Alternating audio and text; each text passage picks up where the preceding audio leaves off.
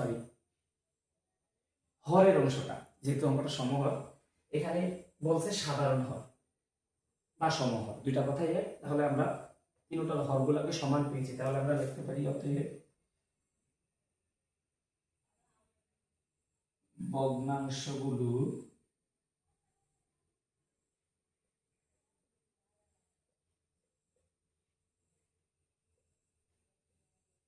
সমহর বিশিষ্ট ভগ্নাংশ হলো,